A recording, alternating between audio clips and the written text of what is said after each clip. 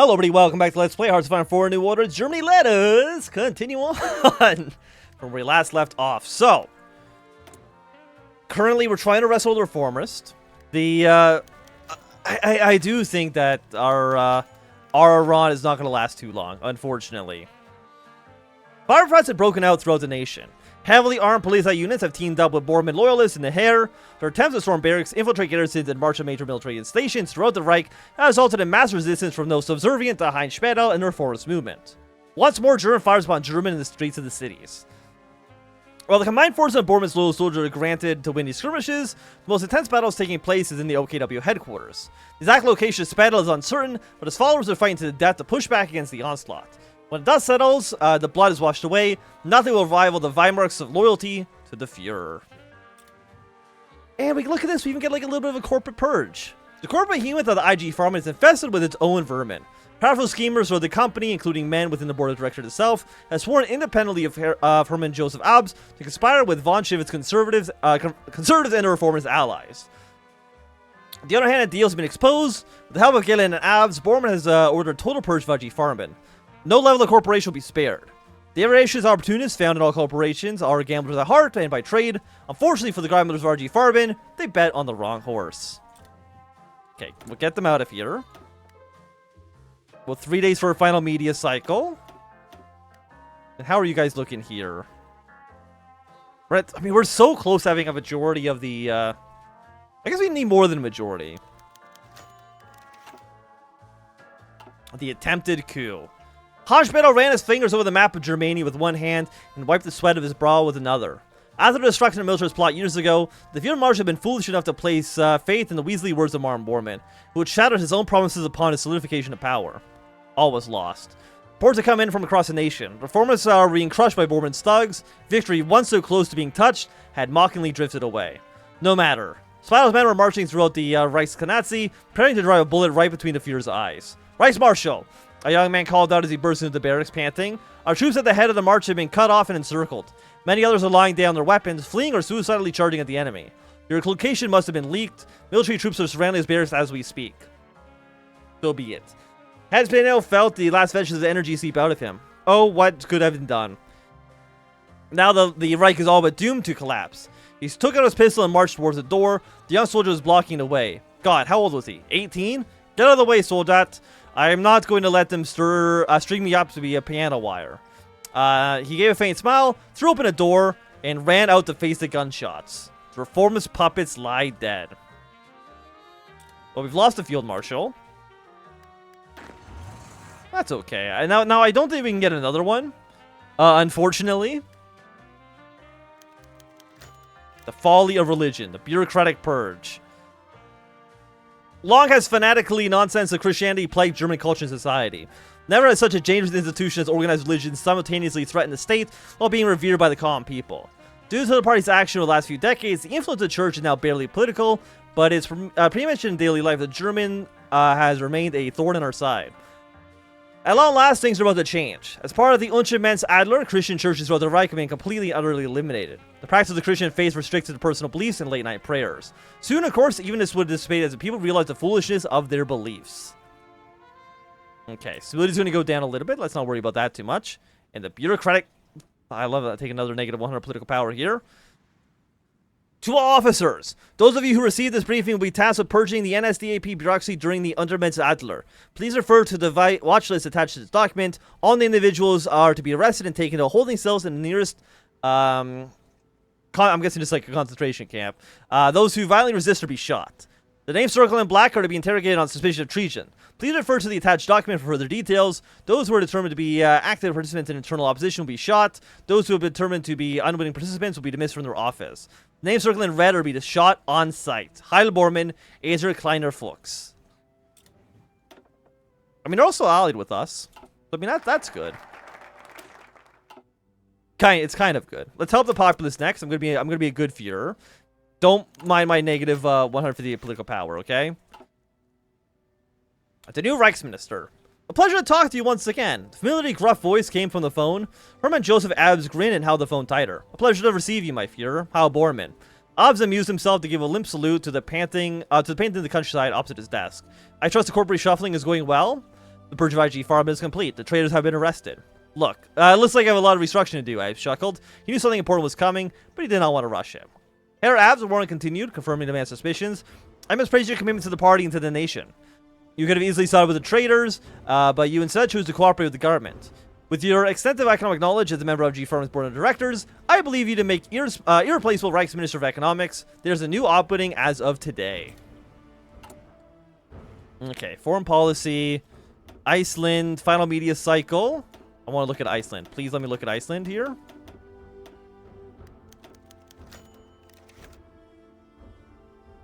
Okay, the fate of the churches.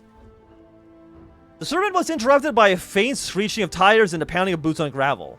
Father Joseph Ratchner... Oh, the game's still going. Pause. The shouting outside was fierce and blunt. He felt an unnatural chill shoot down his spine, but opened the doors nonetheless. May I help you? The pastor's voice caught in his throat. A squadron of armed and armored men were marching towards, straight towards him. Father Ratzinger relaxed for a brief moment of panic. They were Oprah officers. Are you at the right place, officers? There have been no disturbances here. A gloved fist punched the wind out of his stomach. Father Ratzinger had been bent over with a wheeze, clutching his belly in agony as the officers barged past him and screamed at the churchgoers to flee. He looked up with bleary eyes. They were methodically seizing everything they could lay their hands on. Some were snatching Bibles, others had grabbed the crucifix at the far end of the church. Before he could regain his stake and announce his objectives, a pair of hands wrenched his arms behind his back and placed cool metal handcuffs over his wrist. What did I do? Father Ratzinger panted painfully, tears in his eyes as he watched his desecrations unfold. The church should be completely dismantled. We get $600 million off of this. And look at that. An anti-OFN independent coalition is likely to form. Let's fucking go. Okay. The final cabinet meeting. The Reichsminister of Propaganda and Public Enlightenment slammed the car door shut and tugged off his black gloves. He breathed the chilly morning air with satisfaction and chilled towards the Reichskanal, ignoring the salute to orbital guards and pushing through the door. Walter von Schritt had warned him not to attend the cabinet meeting and raised his own excuse. A ridiculous gesture. Werner Neumann had thought to himself, what better way to arouse suspicion than to refuse to attend a meeting about the Middle East and the Fuhrer had described as vital. Sorry, I'm late, Neumann panted as he entered the cabinet room, pretending that he had been running. He slumped down into his chair and began pulling up the documents from his briefcase. 8 confused Reich ministers and 7 empty chairs were sitting back at him. You're not the only one, Reich Minister Spiel replied brazenly. Where's the Fuhrer? Where's Walther? Reichsminister Lang medically nervously, tugging at his collar. He's never late. The doors suddenly burst open and a dozen Opel officers barged in the room. Raise your hands and bend over the table. One of them roared, pointing his gun directly at Newman's face. The Reichsminister obeyed immediately, and his whole body numb with shock. The table shook as Shields' face slammed into it. He could hear Lang screaming his innocence. The cold realization dawned on him, chilling his sweating body. Okay, we have a new decision available. What are you for? Oh, this is for the satellites. Okay, I don't really care about the satellites too much. Like, no offense. Turn that off for now. Infiltration efforts is always false. And we'll see when this election happens. By the way, what's going on in Iran? How's that looking for us? Answer is not great. Again, I would like to see if we can take Tehran maybe back. I think they take Goran. That basically is going to be the end of the government. Lamination of the chief. It was not the cold air that chilled his body of numbness. Balder von Schritt watched his sights race past his car window, trying to formulate poetic verse in his head to distract himself from the miserable truth. A mere day earlier, he had been serving the nation as the chief of the party chancellery. Now von Schritt's future was balancing on a knife edge, quite literally. And Bormann got his peasant hands on him. Hope was not yet lost. He'd bunker down in a heavily guarded compound and await the consequences of Bormann's sudden actions. If the mobilization of the orbital backfired, he'd emerge victorious and take his rightful place as future of Germany. If not, he couldn't bear thinking about it. The Reich would gradually collapse under Bormann's paranoid tyranny, and there'd be no one left alive to save it. What would they do with his dear Henny? He fought back tears as the image of his wife flashed past. What would they do to his children? Richard, spirited young Richard.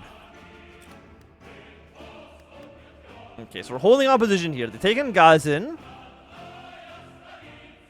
I would like to look at the Iranian Civil War. Okay, you're basically dead. I think if they take like one more city, it's over. And I think they're going to take over this city in a second. So unfortunately, our position in Iran is completely faltered. Hey! Anti-OFN government wins in Iceland. When the election results were announced in Iceland, the plaza outside of Athens exploded in dazzling color and instant cheers. Pride, exuberance, jubilation, all can be seen on the face of protesters and activists as they gather to celebrate their moment of triumph. There's hardly any showing of it from the other camp, and their right to have stayed home, for the view had hardly been welcome in the new political reality of Iceland. The people had spoken, and the OFN was no longer welcome in Iceland. The new government's inaugural press conference, broadcasting the entire island as dawn broke, spoke about the desire to maintain good ties with America and the OFN, but they insisted that Iceland would be equal, and that Iceland would never countenance being a military fiefdom of Washington, a dumping yard for their worn-out toys and washed-up GIs. The American ambassador had been summoned, they said, and soon the divorce of the OFN would begin. While the crowds milled about Atheling Square, still savoring the taste of their unexpected victory in the spotlight of the world, few began to question what came next. Many of them had worked precisely for this moment, and this moment only. For a moment, they would throw a rock at America and see how America responded.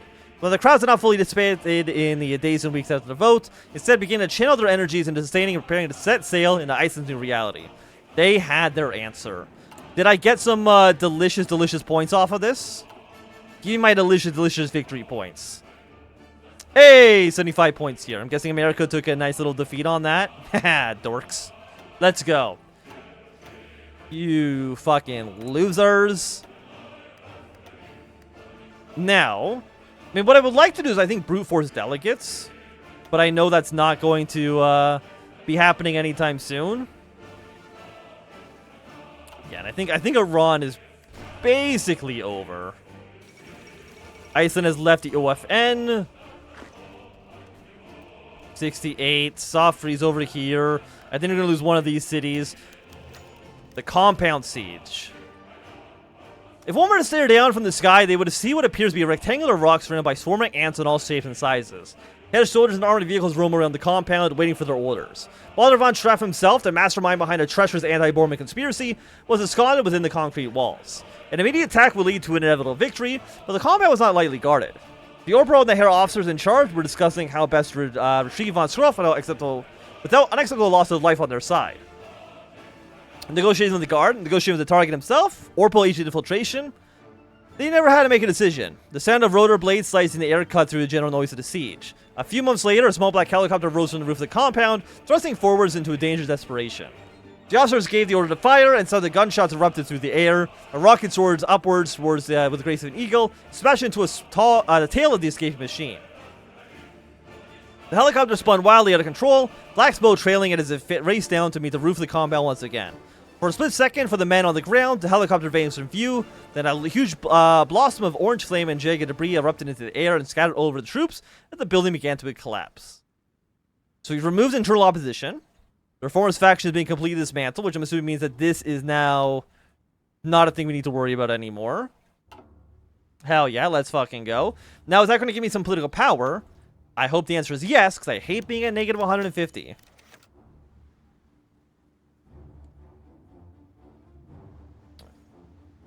Replace functional administration with illegitimate... Okay, so people actually hate us.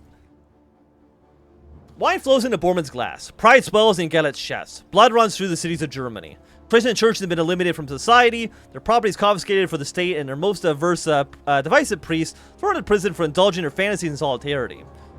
Opportunistic actors in IG Farm have been arrested, while the powerful CEO and reformer sympathizer Ernst von Schimmons is due to be hanged for treason. The Bosch reformers coup saw the death of Heinz Spettel, whose body was found gunned down in the street. His most loyal officers were swiftly executed, alongside the treasonous conservative and reformist bureaucrats such as Gustav Heinemann and Heinz Glob, whose bully-ridden bodies have been tossed into unmarked pits. 9 members of Bormann's cabinet, including Minister Kurt Lang, names here, have been arrested by the Orpo and are due to be hanged by with piano wire. Heinrich Müller, who had been captured in the chaos of the purges, is set to join them. The events will be recorded in Bormann's personal viewing. A new cabinet informed to serve the Führer with undying loyalty.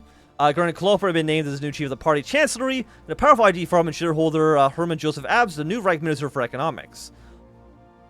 The most violent act seen in German Reich since the horror of the Bürgerkrieg occurred in the span of a single day. By the end of the week, when due justice was carried out, the death toll will be in the thousands. German society may be disgusted and scared of these recent events, but it is not without duty of the masses to fret over internal political matters. To live 1,000 years. Everybody hates us. By the way, how's our GDP ratio? 118%. Negative real growth. That seems bad.